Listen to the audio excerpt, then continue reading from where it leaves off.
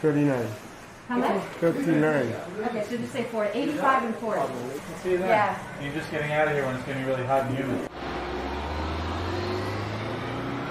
My name is Lauren LeBeff, and I moved to New York City in September of 2015. So I've been here for about 5.5 years. And when I moved here, I didn't know a lot of people, and I thought that getting involved in the community would help me meet people and understand the city a bit more. So I typed in opportunities into Google, and I found rescuing leftover cuisine. So I have been a volunteer and a lead rescuer for over 5 years.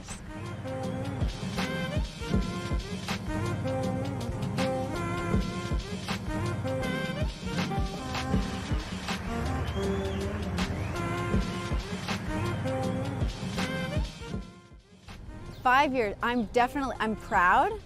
At the same time, I always want to do more. The thing about this work is someone can look at that and say, wow, she's so committed or does so much, but it's so manageable. I volunteer once a week.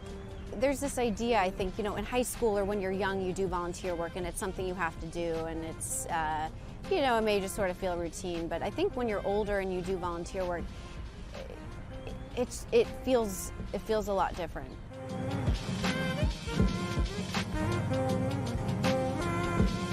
The thing about RLC is that it's so simple, and you hear that, and the busiest people in the world are like, I don't have time. I have 2 jobs. I have a full-time job, I have a part-time job. We're all busy. But with RLC, it is as simple as going on the site, finding a location, you sign up, and all you're doing is walking to that location. There's going to be a lead there to help you, and you are physically carrying food to a shelter, and that is it.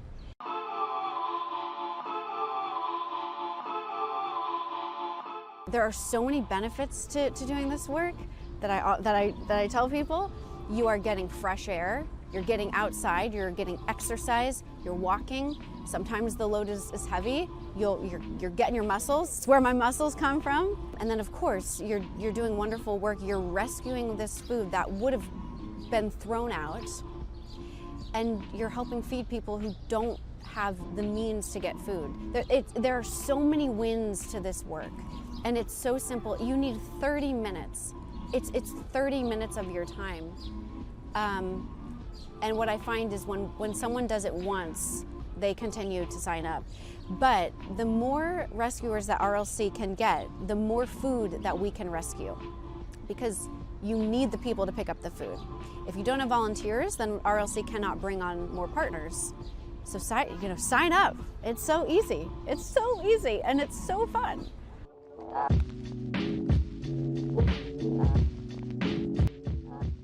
I think it's often looked at as you giving your time, helping people, but what you don't realize is that this work gives you a lot. It puts a lot of things in perspective. There's a lot of wonderful things that happen to you as a volunteer getting involved in this work, and that is not something I ever thought would happen when I started doing the volunteer work. One of the greatest ways to help your mental health, or when you're feeling lost or alone or anything like that, and we all go through that, if you give your time and you help other people, I think that the burden of those other feelings starts to lift. Wow, didn't think I'd get emotional. I think I'm gonna miss it.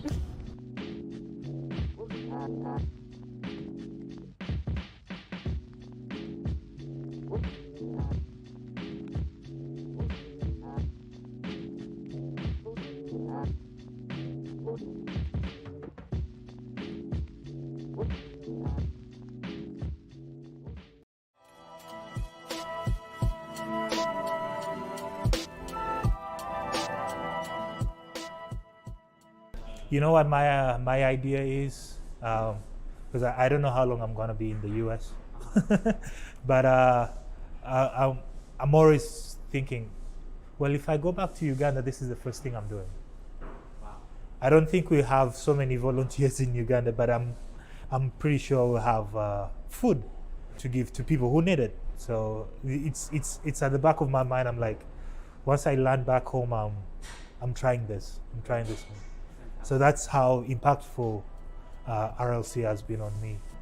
The first day that I volunteered, that was truly remarkable. I remember the joy of people that I took the food to. We did delivery to homes, Boston public schools, and that was remarkable. Like, you would see families coming out, and it was emotional, it was appreciative, it was spectacular. Anything you can describe, something good. Yeah, it was good. So your number is today 18,955 meals served to people. And how does that number make you feel? I think we should be calling more crew in here. Local news, CNN. People need to know this. I'm glad I'm able to do that, and I'm proud of that achievement, and just looking forward to doing more.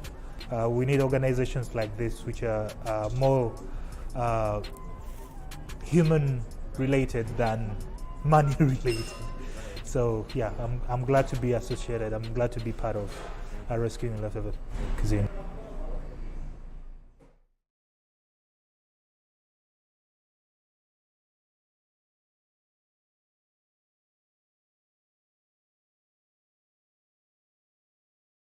Do you remember the first RLC event that you did? What was that experience like? Oh gosh, I do remember. Yeah. Okay, so this is it was in Lower East Side, so I'm not familiar with that neighborhood, and anytime I go somewhere new, I get a little stressed. So I take the subway there. I go to Google Maps, and it was like one of these like fried chicken joints. It was a restaurant, right? And so I show up, and there's about 4 of us, and so we're waiting for the lead rescuer, and so we're like, oh yeah, and we're introducing us to each other, and saying, oh, where are you from? What are you doing? And so it's like, okay, great. And so then the restaurateur, the owner, comes over and says, okay, so we have all of these donations for you, and they're like these big tin trays, right? So there's 4 of us. We each have 2 trays, like pretty big, and we're trolling through Chinatown trying to get to one of our partners. And so it was really interesting and fun because like everyone's like staring at us on the streets, and then in my head I'm like, there's got to be a more efficient way. Like, what if we had a cart, right? So per person we don't have to like physically right carry it. But I was lucky because I got the lightest load, right? So but that was my very first RLC event. Yeah.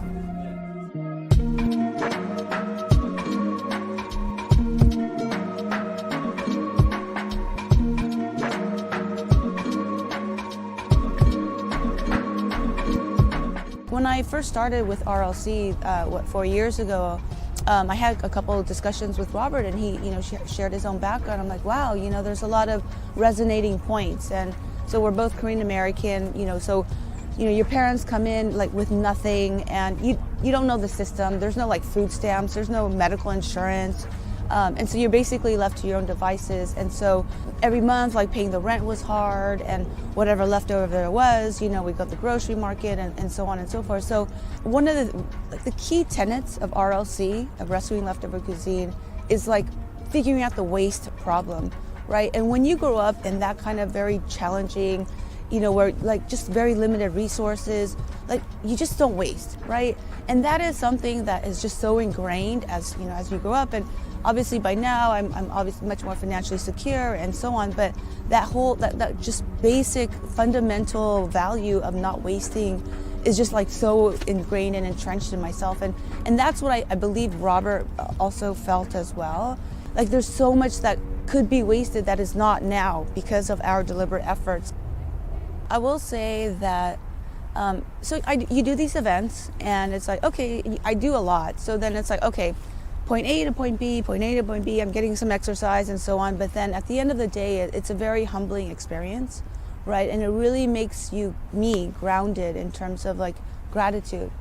I mean, gosh, we're in November and this is the month of gratitude, right? And but yeah, in terms of just really appreciating for what I have and not taking anything for granted. I mean, what I see on the streets and when we go to these the shelters, gosh, I mean, for me, that personally, it's just like, wow, I really do appreciate and don't take for granted any of what I have. So that's a really big, a personal lesson that I have for myself. What would you want to say to people to get them involved with RLC?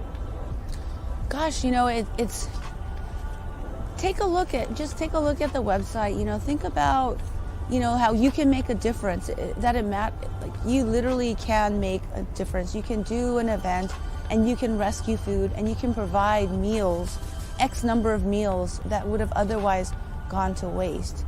And I mean, that's pretty profound, right? I mean, let's say if you have 30 minutes to spare on the weekend, 45 minutes, whatever it is, right? Everyone can help, everyone can make a difference. And I would encourage everyone to just take a look and be open-minded, and whatever you can do would really can help. So, yeah. Thank you so much. Yeah. I think that's it, right?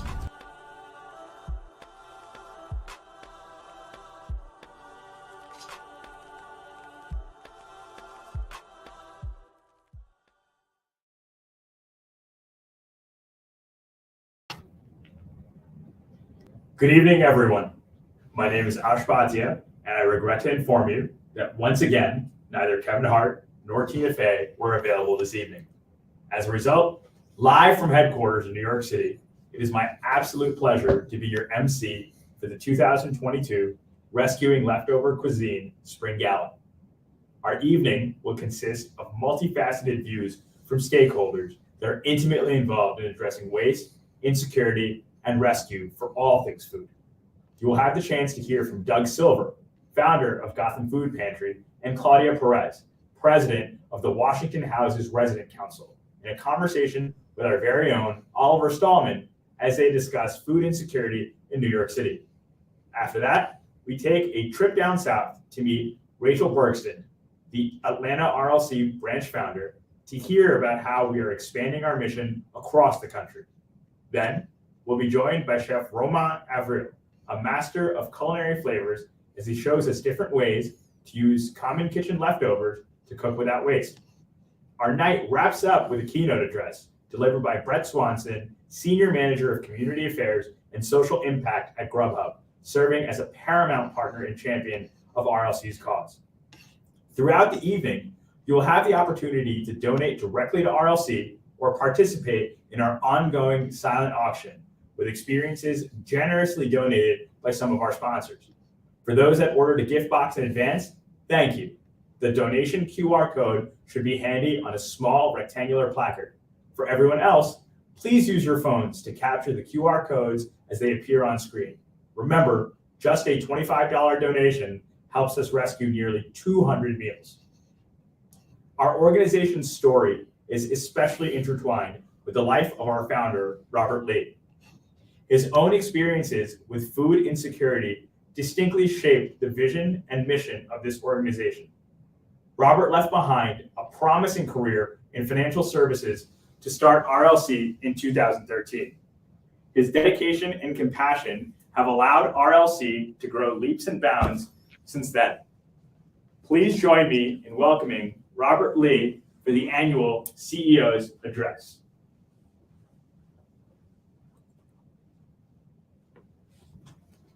Hello, everyone. My name is Robert Lee, and I'm one of the co-founders and CEO of Rescuing Leftover Cuisine. Firstly, I wanted to thank everyone for attending virtually and in person for our Spring Gala this year. There's so many exciting things planned for this evening, from a live cooking demonstration to some exciting announcements about our growth. You're really in for a great night ahead.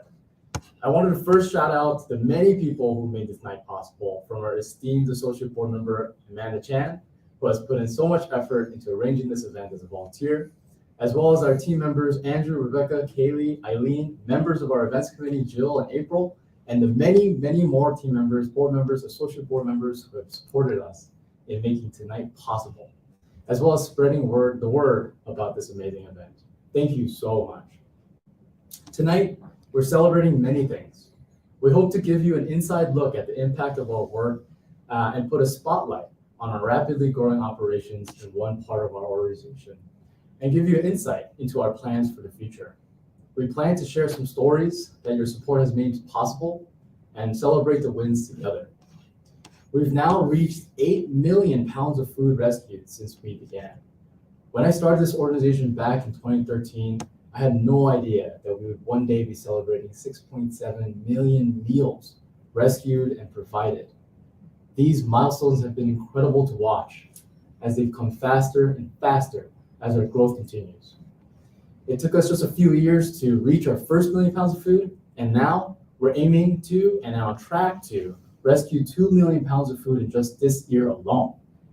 We have ambitious plans, and because food rescue as a concept needs to become the universal standard for all excess food, really it should be the common practice that whenever there's any excess food, the first thought should be that we should bring it to those in need rather than throwing it away.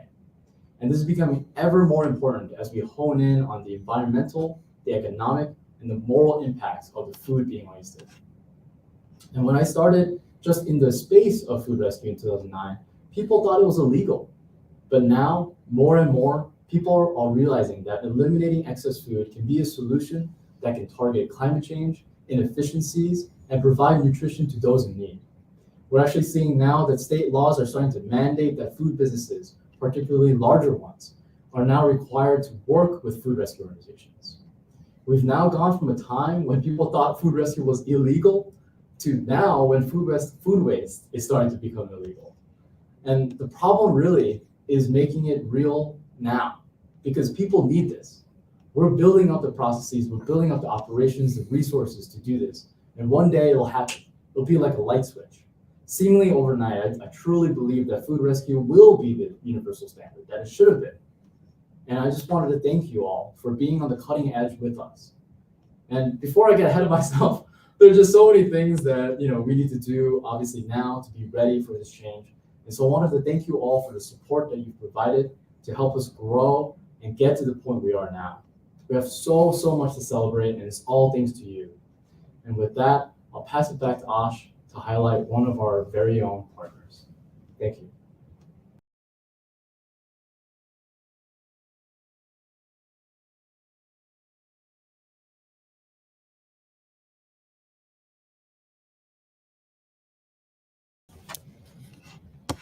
For our next conversation, joining us is Doug Silver, founder and executive director of Gotham Food Pantry, a nonprofit that establishes community fridges and food rescue operations in areas of high food insecurity with a focus on New York City public housing. Serving as president of the Resident Council of Washington House, a New York City public housing location, Claudia Perez also joins us. She represents thousands of families on her campus in an ongoing advocacy effort for better quality of life and housing conditions in East Harlem. The conversation will be moderated by Oliver Stallman, serving as Director of Revenue Analytics at Daily Pay during the day and co-chair of the RLC Associate Board in his spare time. Please welcome Doug, Claudia, and Oliver.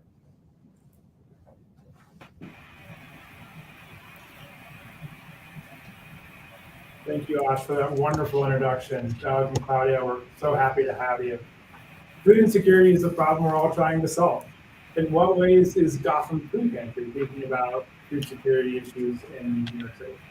Well, hey, Oliver, everyone, thank you so much for having us, for recognizing Gotham Food Pantry at your gala. It's really an honor. Gotham Food Pantry is building a community-powered model of food justice that focuses on historically marginalized communities and local food retailers who have traditionally lacked a reliable mechanism to donate their excess. Food insecurity is generally a three-pronged challenge. One, you got to get the food sourcing, the transportation and logistics for deliver and receipt, and then the community awareness.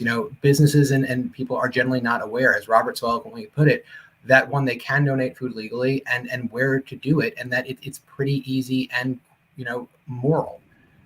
So our ultimate goal is diverting nutritious food from landfills and onto the plates of those in need, ultimately reducing barriers to food access. Yeah, that's wonderful that we have such an opportunity to kind of transform food through Gotham Pantry.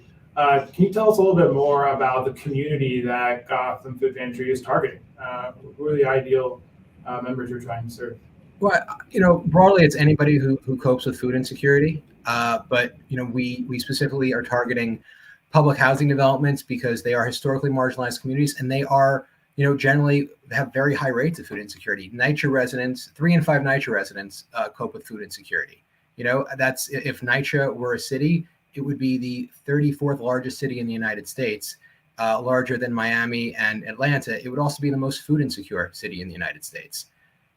So we are trying to target there that's most efficient, but also not just NYCHA, it's the neighbors of NYCHA, it's the homeless, it's the community at large that are also coping with this. I think that context is really helpful I imagine most of the audience doesn't know the context of how large NYCHA is, right? And the size of the community that we're trying to serve, but also important to know that it is an open community, right? And it's really for everyone. So I understand that Gotham Food Pantry uses community fridges to address food insecurity. What's a community fridge? And what's unique about using community fridge to address food insecurity? A community fridge is a lot like it sounds. It's a refrigerator located in a public space that's accessible to members of that community. The mantra of most community fridges is take what you need, leave what you don't, and give what you can. They were a lifeline for many at the height of the pandemic. They're functional, but they're also a symbolic element of the democratization of food insecurity, food justice, and access. And food pantries traditionally offer fixed hours. They require some form of identification, and elements that maybe people feel is necessary, but they're really largely exclusionary. So for a large portion of the food insecure population. So we offer food access. Most fridges are open 24/7, and to reduce these barriers. I think that's a really helpful highlight for a community fridge to help the community realize that not all food is really accessible, and a typical food pantry has hours and sometimes ID requirements, and that a community fridge really does create a level of accessibility that maybe we weren't aware of and aren't certainly able to deliver on now. So I'm interested in kind of exploring the partnership between RLC and Gotham Food Pantry. Can you tell me more about what that's been like, and how has RLC helped Gotham Food Pantry deliver on their mission? RLC is, I would say, our most valuable partner. The predictable delivery that they deliver to both fridges and pantry and our NYCHA developments. Claudia and I work with RLC every week. In that part of what we have to do is what we're trying to do is build a system, both for food rescue, for the NYCHA developments, and more broadly for anyone who's in need. And RLC, their predictable nature, their how close they are to so many food retailers has changed the game for us. They are that element, that arm of the challenge. They reduce that barrier for entry for us as an organization that wants to help more. So I think that's really good clarity that RLC provides a level of consistency that I think is unique in the food rescue operation, where food rescue is often really inconsistent. And the ability for RLC to deliver that consistency, I think maybe we'll go into it later, but creates a unique level of trust among the community and what to expect. That's a really unique outcome of our partnership and what RLC is able to deliver. This has been a wonderful story so far. I really want to round it out by understanding kind of the wider impact that Gotham Food Pantry and community fridges have had on the food insecure community in New York City. And I'd love to hear that from you and Claudia. Hi, everybody. Thank you for having me. So basically, just a reference, there are over 326 NYCHA developments.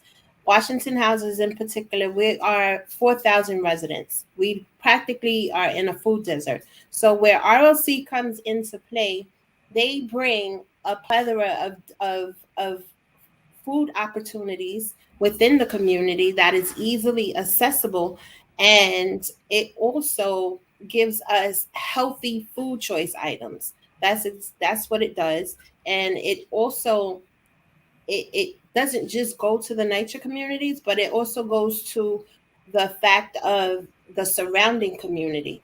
So it's very imperative that we created this format in which, it's easy accessibility and it's reaching people during the times that they need it the most.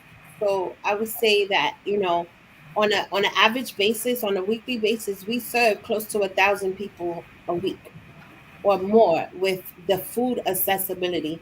And due to the fact it's not just people who are in need, it's also the working class people who aren't able to reach the pantries within the hours that they're open. So it gives the accessibility, and it also gives us an opportunity to explore different food appetites, because it's multiple restaurants that do donate their food, and we're very happy about that because it introduces you to new things that you've never had before or wouldn't know about or had the opportunity to explore. Yeah, that's really quite wonderful. The impact is so wide, and the kind of the differentiation that you get of all those different foods to the community on an education perspective. I think there's probably more you can share around what's next for Gotham Food Pantry, right? So this is an incredible impact you all have had on your own in partnership with RLC. And I think we've been excited to hear that story, but I know you all have something cooking up for what's next. Yeah, well, part of we'll be expanding to more NYCHA developments where I think we're going to have about 10 more in the next 2 months, and that includes food rescue operations with different tenants associations, and that will allow for more food sourcing, more rescuing leftover cuisine delivery sites, and build that into a larger program of wellness programs, of cooking classes, and to really take a broader scope. We've discussed is impact it's an easy concept to understand, but it can be difficult to truly measure. And one of the best things I find of working with RLC is that they don't simply measure in pounds of food. Is how we can measure things when measure the bag of cookies we get or the bread, but we also measure life outcomes, education achieved, career earnings, social inclusion, physical well-being. All of these are so deeply rooted in food security or food insecurity. So I've always respected the fact that this is the larger impact of our mission. So I think that we'll be going forward with that in mind. We're very happy to be going forward with RLC to build that next model. I think that's an important reminder for myself and for the audience that it's really easy operationally to measure our success in pounds of food rescued, but there's a larger outcome at stake in the initiatives that we have going on, and be mindful of that in our own lives and grateful for what we have, but also when looking to give back to any food security organizations or getting involved that goes beyond pounds of food measured. I want to thank Claudia and Doug for your time today. I really appreciate you sharing your story, and I'll hand it back to Ash. Thank you. Thanks, Oliver. Thank you, Oliver.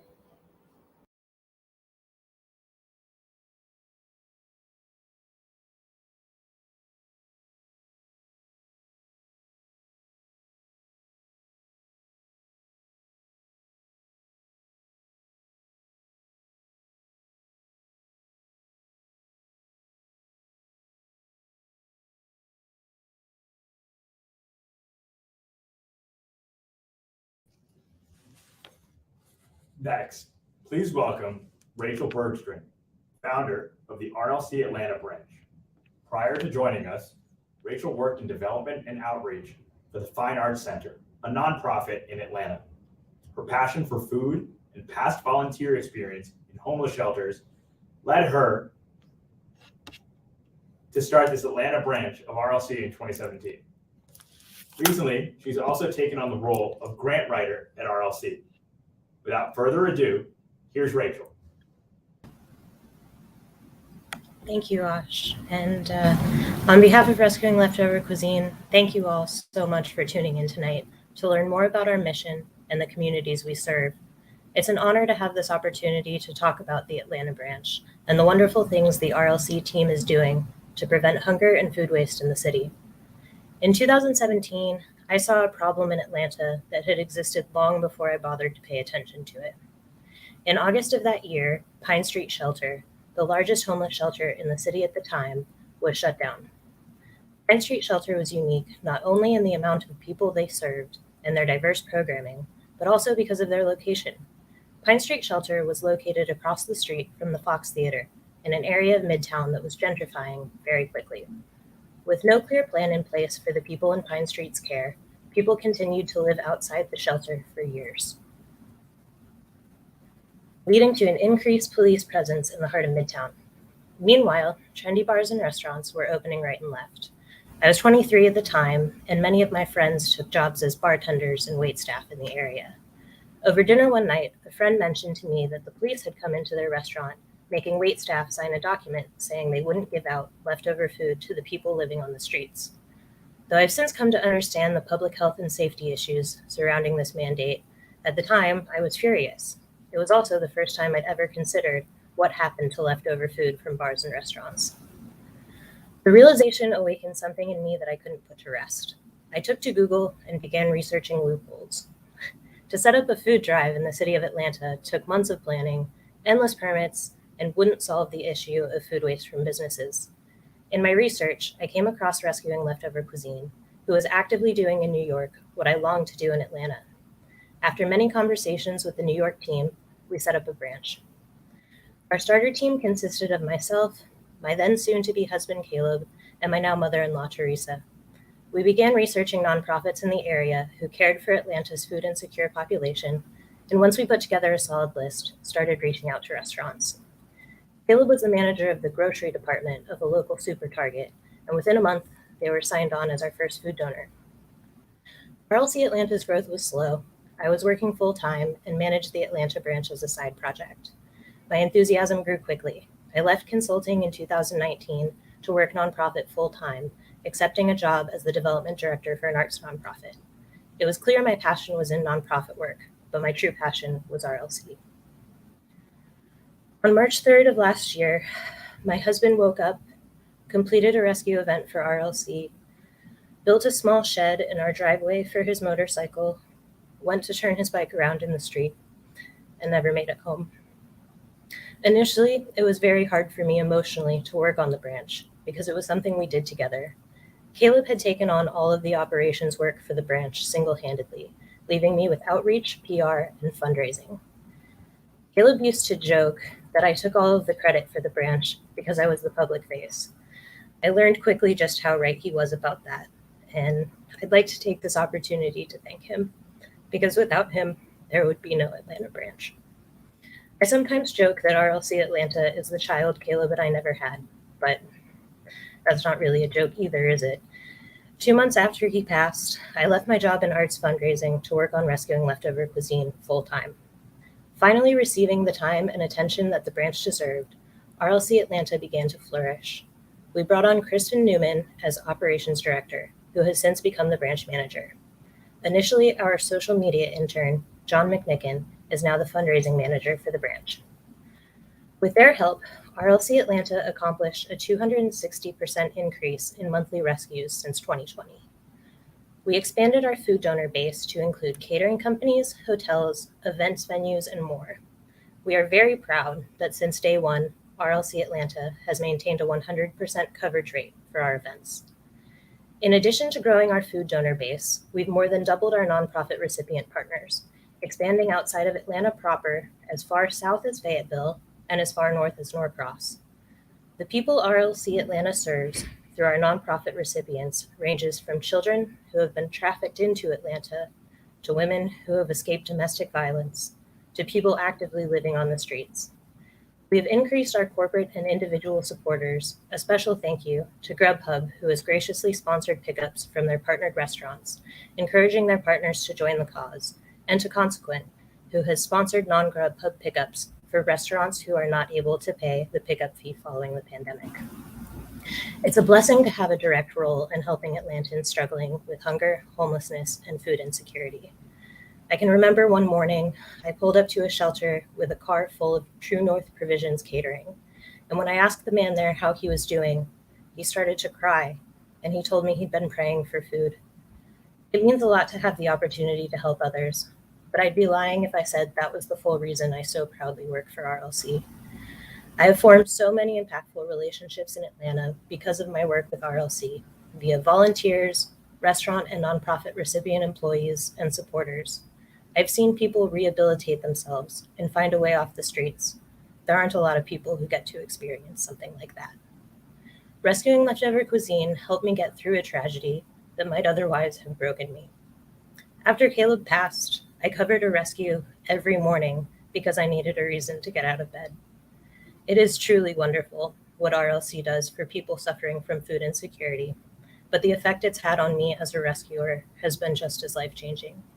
Thank you, Rescuing Leftover Cuisine, for bringing your mission to Atlanta, to our food donors for helping fight food waste and food insecurity, to our nonprofit recipients for all the truly incredible work they do every day, and to our volunteers and supporters for understanding that a little bit of teamwork goes a long way to make a city great.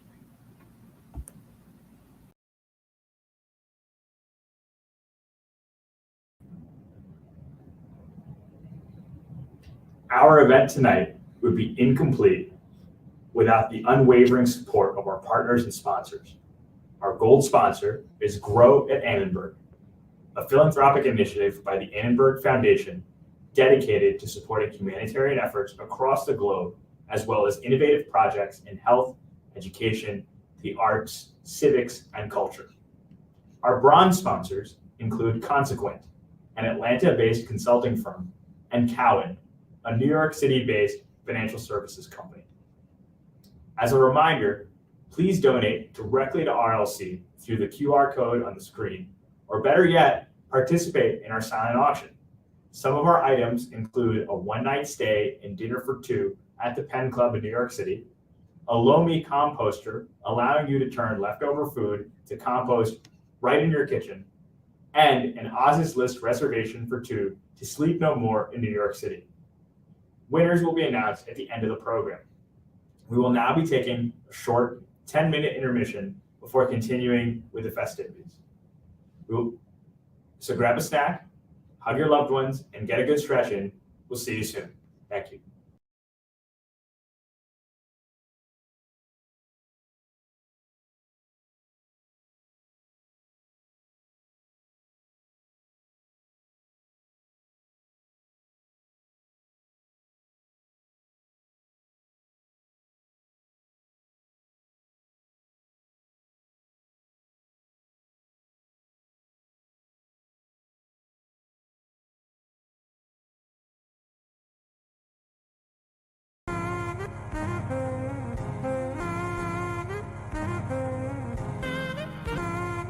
My name is Grant Harris, and I'm the general manager of Leven Bakery Williamsburg.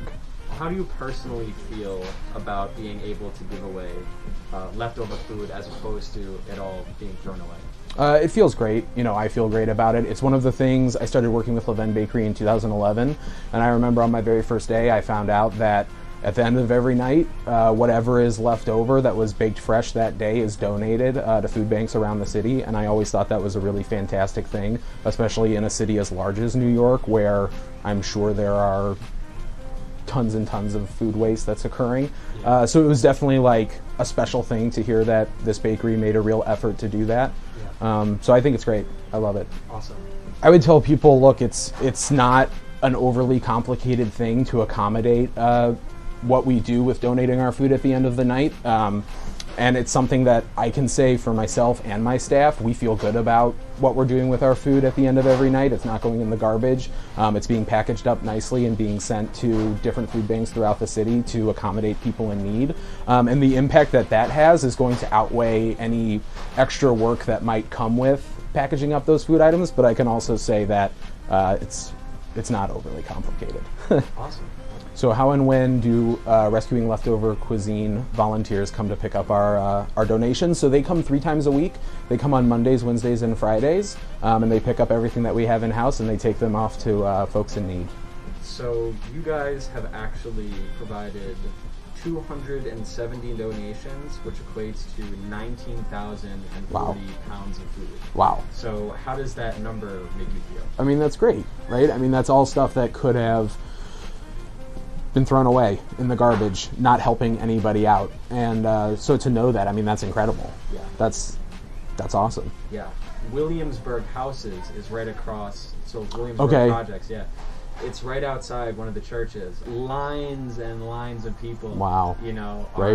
are going down the street, and Levain cookies always make it into those Right. donations. And I love it. yeah, it's really incredible.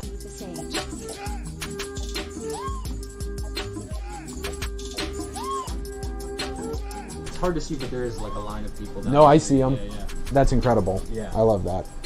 It's really great. Yeah.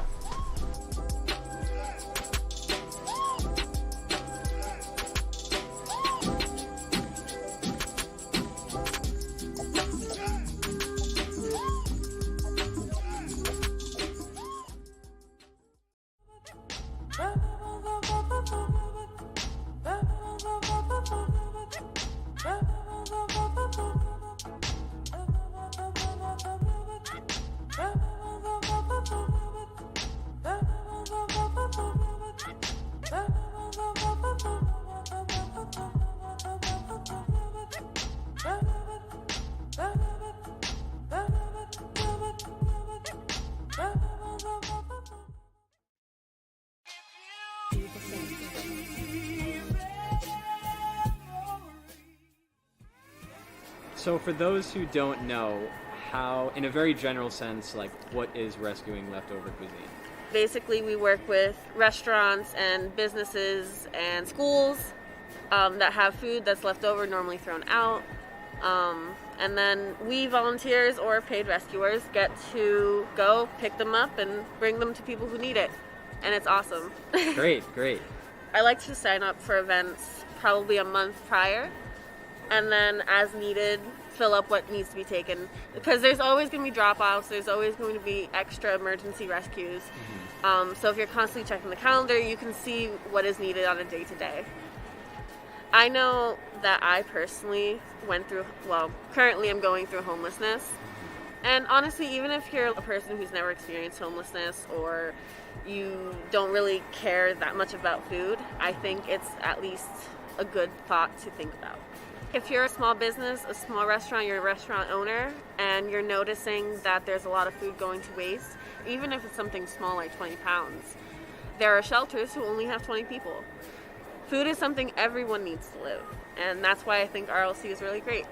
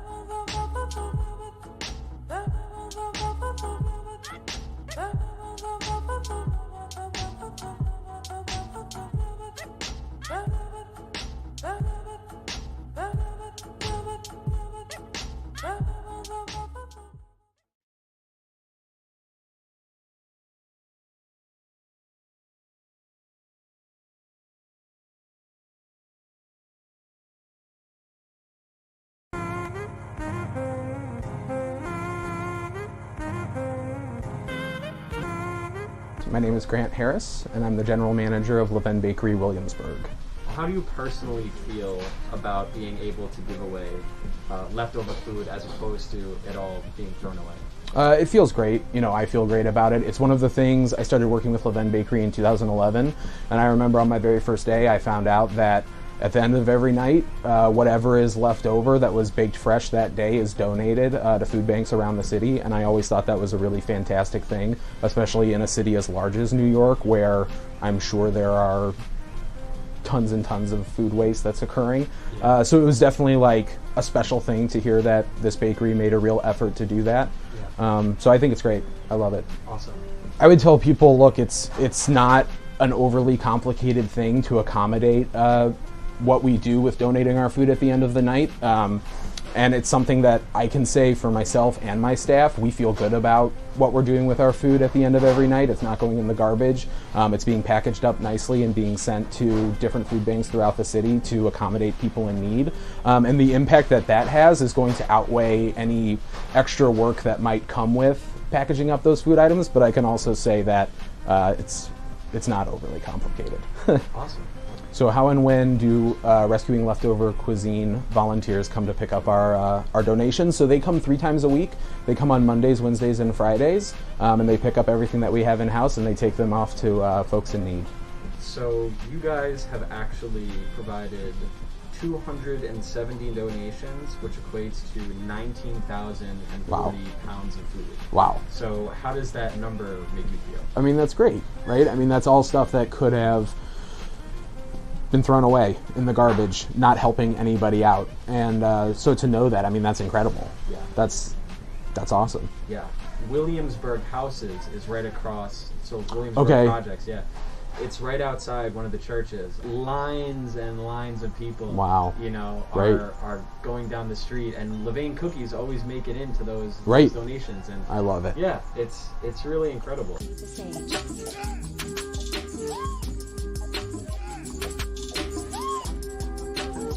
hard to see, but there is like a line of people. No, I see them. Yeah, yeah. That's incredible. Yeah. I love that. It's really great. Yeah.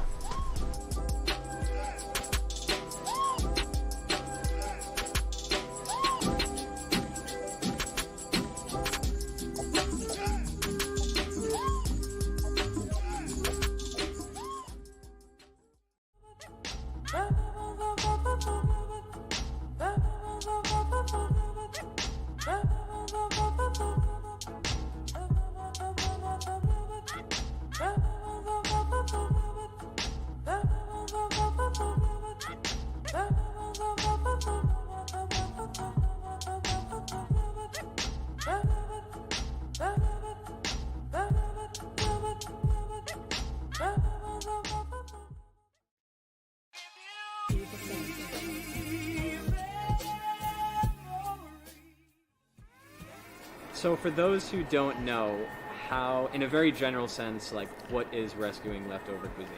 Basically, we work with restaurants and businesses and schools that have food that's left over, normally thrown out. And then we volunteers or paid rescuers get to go pick them up and bring them to people who need it. And it's awesome. Great, great.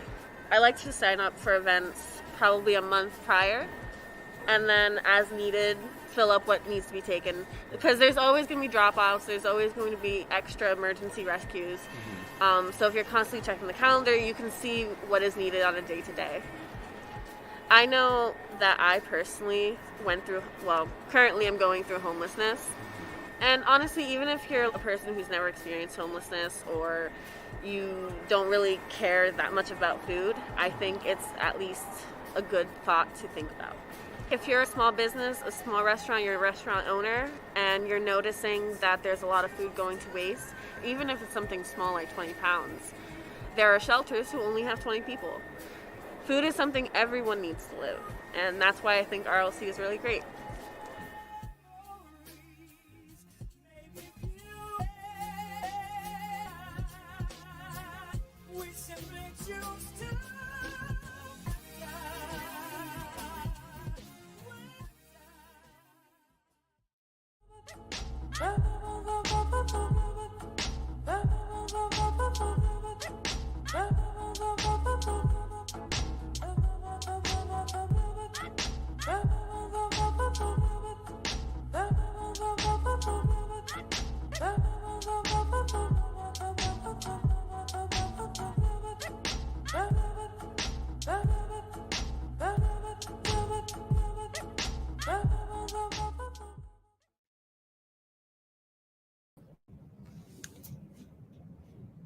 Welcome back. Remember, no good gala is complete without food. In our esteemed company, we are joined by Chef Romain Avril.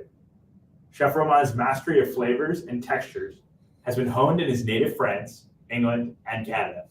He's currently working on opening his first restaurant, will be launching a vegan cookbook titled The Vegan Bridge, all while managing a YouTube channel and podcast. Please welcome Chef Romain as he shows us different ways to use common kitchen leftovers to cook without waste. Hi, how are you? Good to see you. Well, thank you so much, first of all, for having me. I really, truly feel honored to be here. Food waste is something that we talk about a lot in restaurants, but I think we don't talk about it enough in our household. And I'm going to show you a few tips that I'm actually not using at the restaurant, but really that I'm doing at home, right? So it's not Chef Romain today, but it's really Romain showing you what he does to preserve food. Before we start, I just want to talk about RLC's work. It's essential to helping reducing all the food waste and food insecurities in the US. It's estimated that about 1/3 of the food that's being purchased that will actually go to waste. So that's a pretty big number. So honestly, like I mentioned, I'm very, very thankful and very honored to be here with RLC tonight, and I'm giving you as many tips as I can for you to reduce food waste at home. Feel free as well to reach out to me if you want even more of these tips. I really categorize it in four part, I would say. The first part is going to be don't throw. The second part is going to be use more. The third would be reuse. And lastly, we talk about the tools, because yes, those are great, but it's also little things that we can purchase that are going to help us actually preserving more food. We're going to start with don't throw. We all do buy this thing when we want to cook at home. It's great, it's fantastic, it's a veg stock in a Tetra Pak. But if you knew that really that is made of two things, water and all the ends that you will accumulate over time. This is what it is. That's it, that's all. So right here in the bag, that would be my first really big tip, something that is going to be so useful for you because you have it in hand. And what you're going to do when you cook at home, you end up with peels, with ends of vegetables. Right here we have some onions, some spring onions, we have some celery, carrots, anything that you have can simply go into a Ziploc bag. And then what you're going to do once it's full, just leave it and you can actually make your stock. But as you go, you're going to add things and leave it in your freezer. So every time you have some ends, just put into your magic bag, I want to call it. When it's full, just put into a pot with some water, cook it for about half hour, and you're going to have the tastiest veg stock. So that's going to be one of my first and so important to reduce waste, because that will end up in the trash when you can make something out of it. All right. You have probably one of my favorite things, which is the potato. This one is sweet potato because you use a regular potato. And obviously, you're going to, most of the time, if you make a mashed potato, for example, you're going to peel it. Well, the peel usually go, again, into the garbage. Well, what you could do is probably one of the best chips ever, best crisps. If you actually just fry them off, you're going to have a delicious snack that will actually tell you over, well, the mashed potato is cooking. So use those skins. Lemons, another thing that we all use quite a lot of. And most of the time, you're going to take your lemon, you're going to simply just cut it, juice it, and then what's next, right? Well, you have all the peels that haven't been utilized. So what I would recommend, using these two tools, actually, we have a microplane, so you can actually zest things, but you might tell me, what do I do with the zest? So what I recommend is actually to peel them off before you juice them, by simply just peeling them off. And then two things you could do with that. You could either freeze it, or you can actually dehydrate it. You don't have to buy a dehydrator, but you could just leave them in your oven on low settings, and you can turn that into a delicious aromatic for cocktails. You can turn it into a powder, mix it with some salt. So you could add like a citrus salt. There's so many things, because if you the thing is it's dehydrated, so it's not gonna go bad, right? So instead of just using the lemon and throwing it away, may as well just get more out of it. What else do we have? The bones, okay? We're gonna see bones, we're gonna throw them away. Same idea as the veg stock. You could also transform your fish bones and your meat bone into a delicious stock. Herbs. When herbs go bad, we might be guilty of just throwing them away. They might not look pretty, but it would be super easy for you to just blend them with a bit of olive oil and make a delicious herb sauce. Whether you add it on your asparagus or whatever, if you make a soup, you can just garnish it with it. It's going to be super herbaceous flavor, a beautiful oil, and it's green, it's beautiful. The color is not going to change. Anything like banana peels, eggshell that you might think, I can't really do anything with it, you could actually save it and turn them into compost. So the spring is around the corner. We're about to plant our veggies. We can actually make compost from things that we're going to go in the trash anyway. And then we have that was more stone throw. There's many other things. Obviously, we could do something like herbs, radishes, carrots. You know, sometimes they look a little limp. They like, I don't know, like I left them too long in my fridge. I don't really want to use them. They don't look pretty. There's something super simple to do. And I literally, those were not bad, but like I just wanted to show you that when something is a little limp, there's something super easy that costs nothing, is to actually use ice water. So right here I have some ice water, and I'm simply going to dump them in the ice water for like a little bit, not long, honestly, 10, 50 seconds. And I work with, I mentioned radishes, sometimes radishes are a little limp. If you put them in ice water whole for about 15, 20 minutes, you're gonna have them fresh. That works with carrots, anything really that is still alive, like a carrot, like any type of root. Once in cold water, they're going to regenerate, and you're gonna have something that's just as perfect. And I'm going to show you right now. I'm gonna take some paper just to show you, and then we're gonna take it out of the water. Just like so. I'm just gonna tap it to remove as much excess. But right here, we have a limpy herb, and right here, this one, obviously it's still a bit wet, but it's gonna go back to life. It might still a bit longer, obviously. I don't wanna take too much time, but if you leave it in ice water, probably another 4 or 5 minutes, I promise you it's gonna be just like if it was fresh. So for herbs, it's a great tip, and it works also for root vegetables. Let's talk about using more of a product, right? For example, the ginger peels. So right here, we have a ginger root, and you might peel your ginger with a peeler. If you do that, you might actually take a lot of the root out. So what you could do is to use a spoon, and you're going to, first of all, just peel it like that. So you're gonna actually reduce the amount of waste you're gonna have from the actual ginger. And you might tell me, okay, that's a great tip, but there's more to it. The second thing is this, all these peels are actually super flavorful. The same idea that we did with the lemon, we can apply it to the ginger peel. Those are so aromatic. If you freeze them, dehydrate them, turn them into a powder, another great salt. If you do some scallops, and you can season it with like the ginger salt, I promise you it's going to be amazing. You can also regrow things. So let's say you have a celery, for example, and you are coming to the root. Do not throw the root. If you plant it again into a little pot, it's actually going to regrow out of it. So there's a lot of things like that. And you can look up on YouTube. There's so many ways to preserve. So it's always interesting to look it up. Pickles and preserves, one of my favorites. And we're gonna talk about the one part of the broccoli that you may never use. Obviously, when I'm talking about broccoli, you're gonna tell me like, wow, this is the part I throw away. Well, not anymore, because this is actually super delicious. Like that, maybe not. You will have to peel it first, okay? Which is fine because we talked about it. Now we're gonna just peel it away. Just like so. So we really want to peel it to really get to the root. Like so. All right, obviously my peel are not waste. They're gonna go into my bag. Okay, boom, there you go. I'm adding more to my future vegetable stock.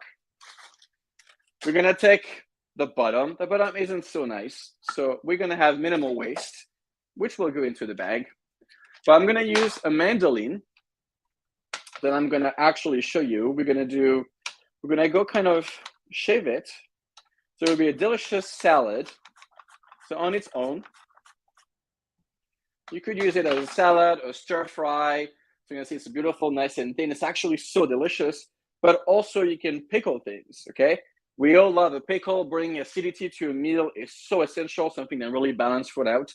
So we could use all these things that we usually don't use and actually turn them into a pickle or preserve, whatever the case may be. Even with going back to the coriander, most of the time you're going to only use the leaves. Well, the root is just as delicious. You could actually make a chutney, for example, and use the coriander root and add it to your chutney. So the best way to do things is to kind of like smell, try, really taste things. You're gonna see that a lot of things that you usually throw are actually delicious, and there's always a recipe that is going to call for it. Next, we have apples. Apples, obviously, we love an apple, but it's one part of the apple that we never eat, something with pear, the core. The core, although it's not great, it's still full of flavor, and you could turn it into a delicious jam. And then in the morning, in the winter, you know, when you don't know what to eat, you're gonna get the beautiful jam that was made from core And how satisfying is it when it's delicious and you know you helped preserve the planet? So it's pretty amazing feeling. Bread crust, for example, right? Like we always have little pieces of bread that, oops, I didn't eat on time. It's now dry. What do I do with it? I throw it? No, just simply put it into your oven, again on low, turn it into a breadcrumb by just pulsing it into your whatever RoboCoupe or whatever you have at home, or even chop it up or even crush it if you have to, but you're gonna have a delicious breadcrumbs. Speaking of bread, two-way to preserve bread. Obviously, as you may know, after a while, and being French, trust me, we eat a lot of bread. How do we save it? If you don't eat it like a glutton like me, and then one day it's gone, there's many ways to do it. First of all, is to freeze it. Once you're done with it, you know you're not gonna eat more, you can either slice it and then freeze it individually, or if you think you can eat this half boule, then leave it whole, but make sure it's nicely tight and wrapped. And let's say you have this delicious bowl of bread, but you know what, you waited one day too long and today you really crave a cheese sandwich. Well, you can actually make it look like it was brand new out of the bakery by just using water. Two ways to do it. You could either spread the bread with your little spray bottle, or you could literally run it underneath the tap for about 5 seconds on each side. That might sound crazy, but you're gonna put that in your oven at about 350 to 375 degrees Fahrenheit for about 5 to 10 minutes, and your bread will come out just like it was literally just baked. So it's a good way to reduce waste with bread, because obviously it's something that goes bad pretty quickly. Now we talk about reuse, okay? So you can transform the leftover into new dishes. I know the feeling, you make a dish and you're just like, oh, I got too much pasta or I got too much rice. Well, you might just look at it every day and be like, oh, we have extra of this, we have extra of that. Transform that into a new dish, get creative. And if you don't have the creativity, you don't know what to do, once again, you can just go on the internet, go on Google and just type, how can I reuse rice? There's so many recipes. Fried rice are probably one of the best things that ever happened. One of my favorite personally, so I will highly recommend to just open a cookbook if you have some, or just look online and you will be guided. There's nothing wrong by not having inspiration, because chefs like me are here to help you out. So we're gonna give you all the recipe that you need. What else do we have? Old mashed potato. Let's say Thanksgiving, you made way too much turkey, way too much mashed potato. What to do? Well, for example, you could do a delicious croquette. You're going to take that turkey meat, mix it with the mashed potato, then you're going to bread it. So you're going to do a bit of flour, a bit of eggs, and some breadcrumbs that you actually made from your leftover bread. And you're going to deep fry that, and trust me, you will love it. That's probably one of my favorite snacks. I did it last year, and everybody was just like, I wish we didn't have to eat the turkey first. We could just get right into the leftovers. So many other ways to do things. And little things like a tea bag, you know, like you might just do your tea once and put a tea bag, but realistically, there's so much herbs into your tea. If you actually let the tea steep for too long, it's gonna get too bitter. That's because there's so much strength in your tea that you could actually make 2 tea out of it. So next time, obviously, just preserve it, put it into your fridge, use it the next day. It's going to be just as delicious. We have, obviously, we mentioned bread. It happens to also do with like brioche or any type of, you know, challah, whatever bread you have at home. And again, you do have it, you did save it, it's a little dry, you could put it back in the oven like I mentioned you earlier. Realistically, you just don't want that. And sometimes that's the problem. We know how to utilize food waste, but we just don't want to use that bread today, use that dish because we don't feel like it. But what if I tell you with all bread, you can turn that into a delicious French toast, right? So that will make you definitely reuse that bread or that brioche or whatever you have. You could do it as a casserole as well. Just kind of like put all these little pieces of bread that you have, mix them with some chocolate, some royale, which is some cream and some eggs. And you're gonna have your family, your loved ones, your kids gonna love the Sunday brunch option. Or like myself, it could be brunch any day when it comes to delicious dessert like that. There's other things like porridge, for example. I am guilty of it. I don't know how to portion porridge, and trust me, this is what I do for a living, and yet I will always have too much porridge. I can't finish it. Well, things like leftover porridge can actually be transformed into pancakes. So you're just gonna add to your batter, and then trust me, it is one of the best things I found. I had no idea about this. I think I learned about that 2 years ago. And I lived in England, so trust me, I had a lot of porridge left over. If I knew back then, I'd probably a lot heavier. Leftover sweet potato, for example, we talked about sweet potato earlier. Let's say you want to roast them for your dinner, and you have extra, and you're like, well, that's great. What do I do with leftover sweet potato?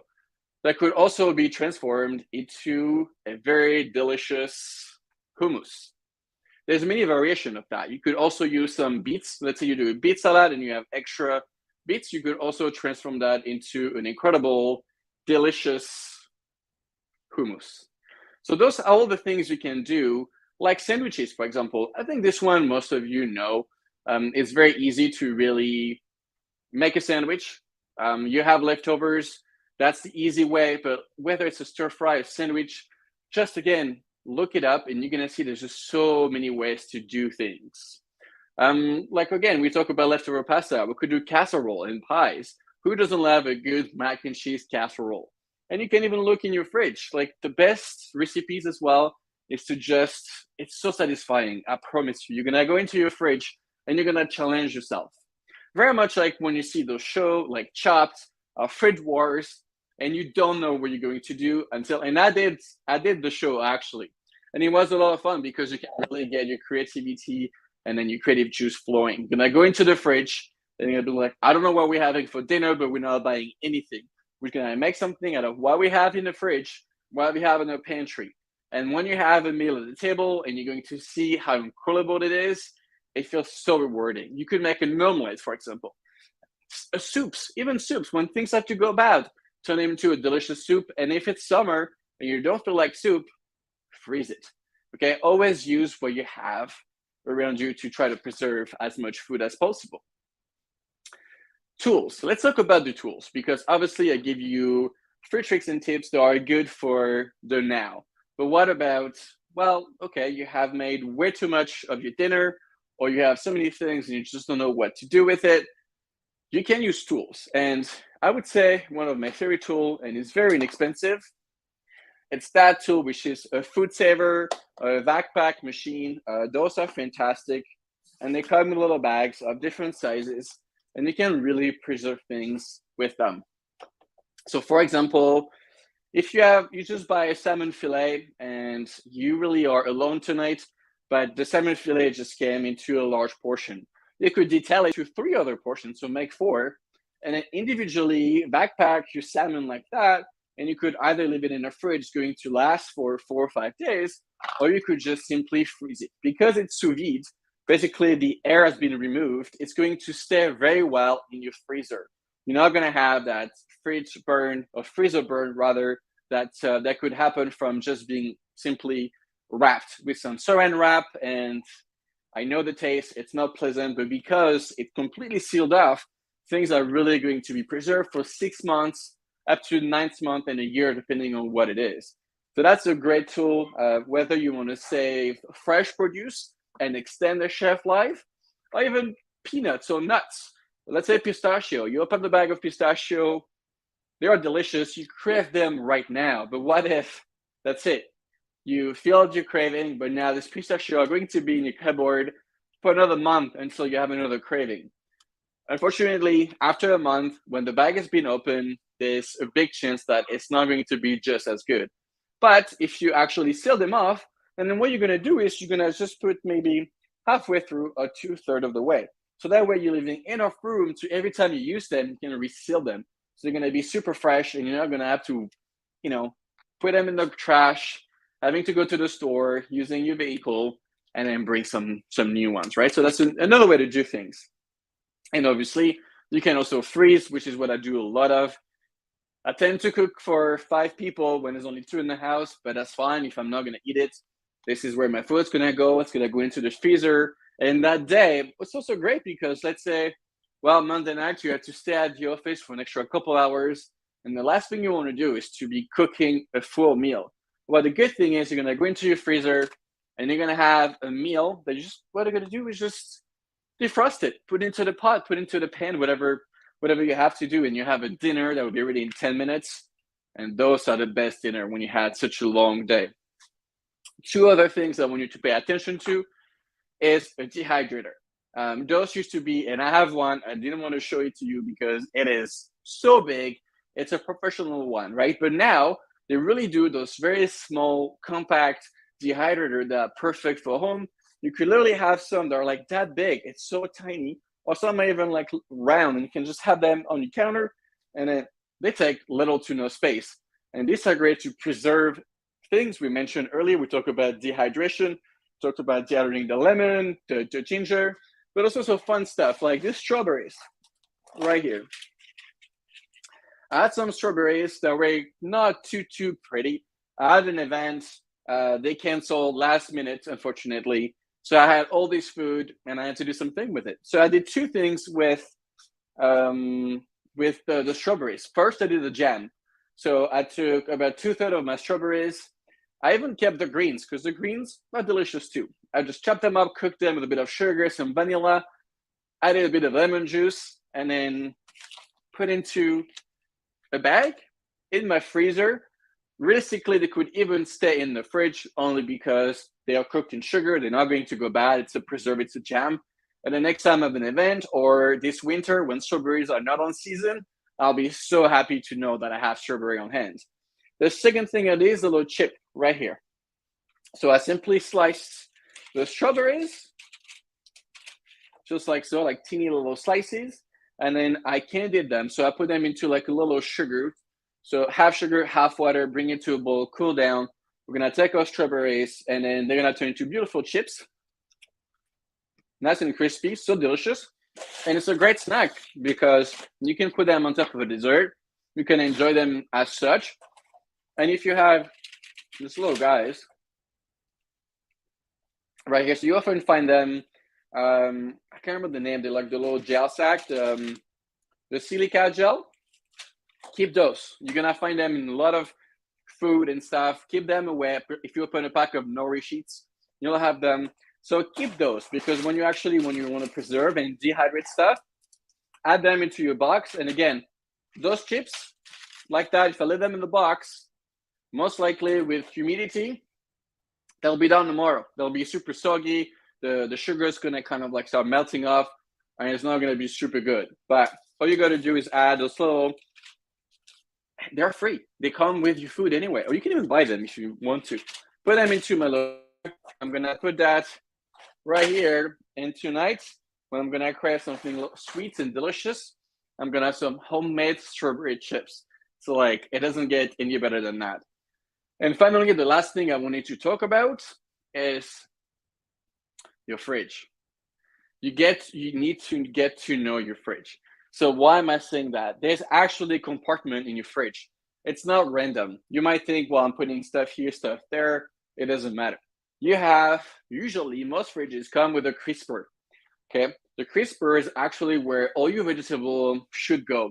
And you might already know that, but you need to make sure that not only they are there, but also out of the plastic. A vegetable is still alive, like this potato or the broccoli I showed you earlier with the top of it. It's still alive, it's still breathing.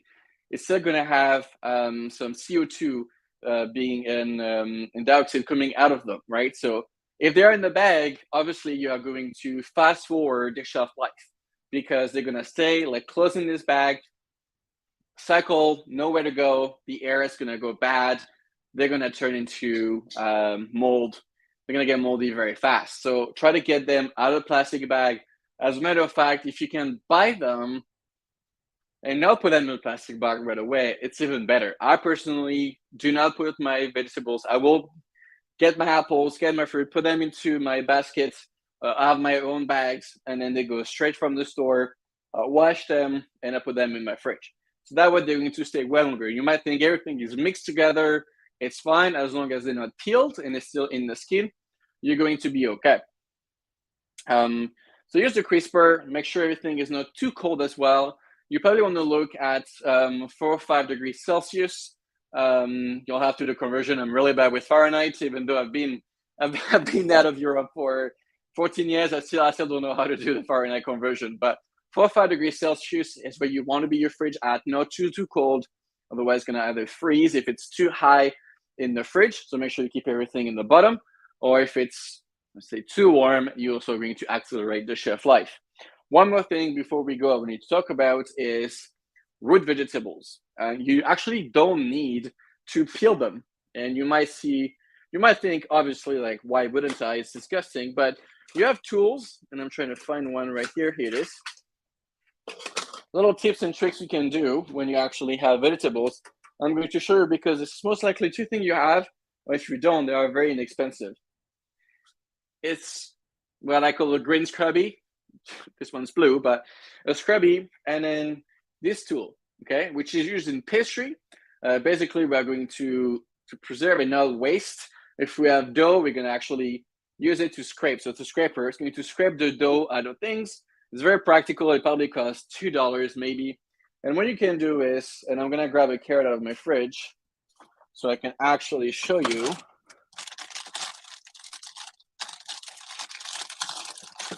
There we go. So if you take these carrots, you could absolutely peel it. But again, we talk about, sure, we can save the peels, but we can actually eat them.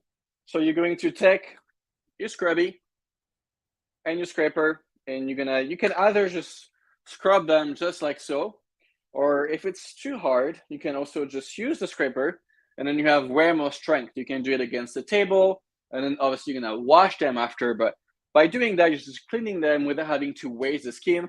The skin is delicious. Skin is full of minerals, so not only it's tasty and you don't waste, but you're also helping your body feeling better. One other thing I wanted to show you, because I do have it, I did some delicious green asparagus. They're on season right now. They're nice and thick. They are the best. But when you do an asparagus, obviously you have to break the tip. That part that's very, very tough, like very woody. It's not so pleasant. And then if you're like me, you might be peeling your asparagus a little bit. So I end up with a full liter of asparagus that is delicious, that has flavors, but it's not so pleasant to eat. So I'm going to transform that. I might do a TikTok on it. I don't know. I'm debating either I'm turning that into a soup. So you could do like a gazpacho, so like a cold asparagus soup, perfect for the summer when it's nice and hot outside. You're gonna have that on ice chili asparagus soup with a bit of creme fraiche, delicious. Or I'm gonna transform that into a butter. So I'm going to puree it, cook it first, blanch it, ice it so I keep that green color. Then I'm gonna pulse it so it turns into a puree. And I'm gonna add butter to it. I'm gonna mix my butter so I have like an asparagus butter. Always add, that's another thing you could do. We talked about the ginger earlier or the lemon. You could do a ginger butter, a lemon butter, and you can use that when you cook fish. In the end, when you want to butter baste it, may as well add flavors. Instead of using a lemon juice that brings acidity, all you want is the flavor of the lemon, the citrus. That's one way to do it. So that is quite a few tips on how to preserve food. I really, truly hope that it's going to help you. Once again, it's a lot to take. There's a lot of things I've mentioned today you might forget. So if you want to have more tips, feel free to reach out to me via email, or you can check my website or my social media and ask me how I can save things, because that is so important to me and it does matter so much. I want to help you save. So feel free to reach out to you and I will help you in the best way possible I can.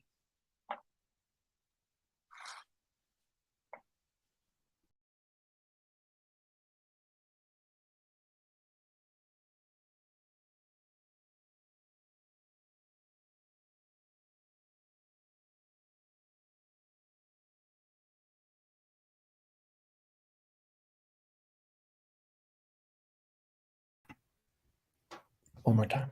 Back to the top. Everyone, thank you once more to Ramon for bringing us practical tips to help us reduce food waste at home. For anyone just hopping on virtually, I'm Robert Lee, one of the co-founders and CEO of Rescuing Leftover Cuisine. I'm grateful to have the distinct pleasure of introducing you to our honoree and keynote speaker. I want to start by saying that I met our honoree in the Bronx about 2 years ago at the start and height of the pandemic. Immediately, it was so clear to see how incredibly committed he is to the greater good. and to being a part of the overall solution in fighting food waste and helping underserved communities throughout the country. So just a little history about Henri. As the head of community affairs and social impact at Grubhub, he leads Grubhub's corporate giving strategy, which includes making grant recommendations for deserving nonprofits that are primarily focused on independent restaurant support, youth development, and, as in our case, food recovery and food equity. Prior to joining the Grubhub team, our Henri led government and community affairs for the world's leading micromobility company, Lime, and worked with New York City organizations such as the Queens Chamber of Commerce and the City Council of New York City. Our Henri exemplifies what it means to be a dedicated community member and leader. On behalf of our whole team at Rescuing Leftover Cuisine, all of the nonprofit organizations that we have proudly served, and the communities that have better helped as a direct result of his support, it is my distinct honor and privilege to introduce Brett Swanson.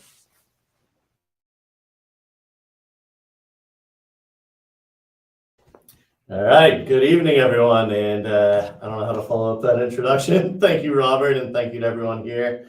Good evening again. My name is Brett Swanson, and I lead community affairs and social impact for Grubhub. Over the past 2 years, I have had the honor of working with Rescuing Leftover Cuisine, and I would like to extend my heartfelt thank you to Robert Lee, Catherine Smiley, Dana Siles, and all of the other amazing individuals who have made our partnership such a success. A little bit about Grubhub. Grubhub was founded back in 2004, and we've always focused on partnering with independent restaurants in order to drive sales and to help our restaurants survive and thrive. Restaurants are at the core of what we do, and to this day, the vast majority of our Grubhub marketplace includes small and medium-sized restaurants operating with fewer than 5 locations. Since the beginning of the pandemic, Grubhub has doubled down on our support to our independent restaurants. We've gone above and beyond to help those restaurants reach diners and communities in need. The Grubhub Community Fund was founded in 2020 to focus on 3 main tenets: supporting restaurants, fighting food insecurity, and combating food waste, all of which became even more important in the wake of COVID-19. Grubhub's partnership with Rescuing Leftover Cuisine via our community fund also began in 2020, coinciding with the onset of the pandemic. We quickly pivoted, offering a purchased meals program in light of the fact that many restaurants were not operating with an excess supply of food. And due to the tireless efforts of Rescuing Leftover Cuisine, we were able to get meal costs reduced to nearly $3.50. And at this price point, it allowed Rescuing Leftover Cuisine and Grubhub partnered marketplace restaurants to boost our impact and better serve those who are food insecure. In 2020 and 2021 alone, the Grubhub Community Fund recommended grants totaling over $600,000 to Rescuing Leftover Cuisine, which financially supported dozens of restaurants and human service organizations and agencies, and resulted in over 200,000 meals being delivered to the families in need. This is an amazing statistic, and we really do thank Rescuing Leftover Cuisine from the bottom of our hearts.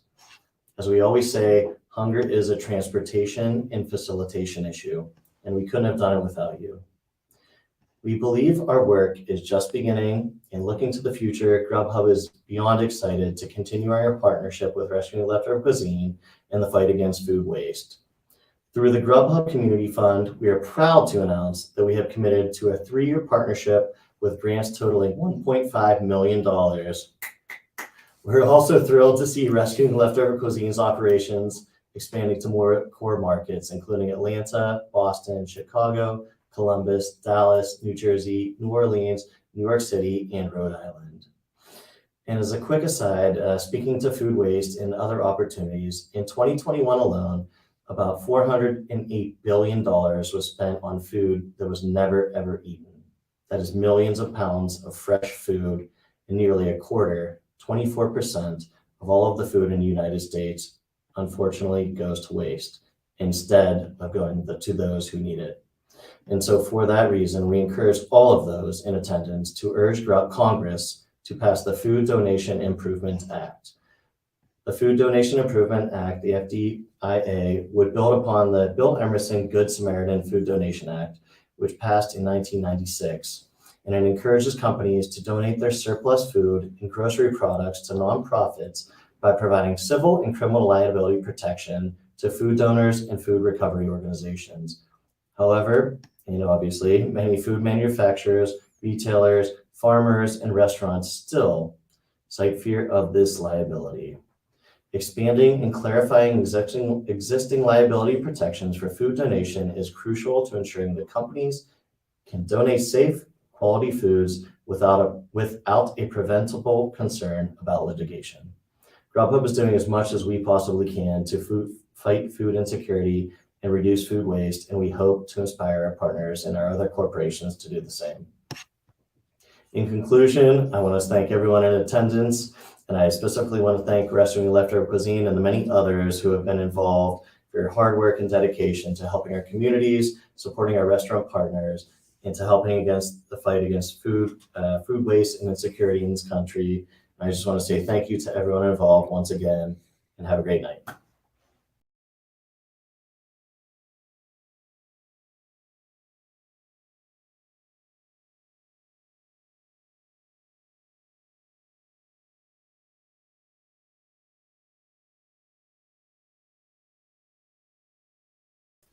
Wow. Thank you, Brett, for that fantastic news. So, in case you were wondering, this is in fact live TV. We are not, as a result, going to announce the winners of the silent auction. From what I'm told, there's a case of wine that has a fervent bidding process, so good luck to anyone who's involved. As we saw tonight, RLC has made a tremendous impact in the cities in which it operates, playing its part in addressing food waste and insecurity.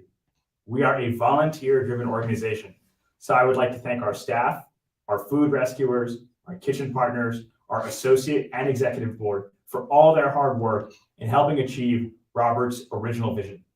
A special shout out goes to Amanda Chan, Andrew Creamer, Luke Petronella, Eileen Liu, and Rebecca Regan for running things very smoothly behind the scenes of this broadcast. Please take a moment to visit the RLC website to sign up for your first pickup or find ways to give back, either monetarily, through food donations, or volunteering, or just spread the word. Thank you, everyone, for your time and presence in joining us on this journey this evening. We really hope to hear from you soon. Now, as the saying goes, you don't have to leave, but you have to get out of here. Thank you. Signing off.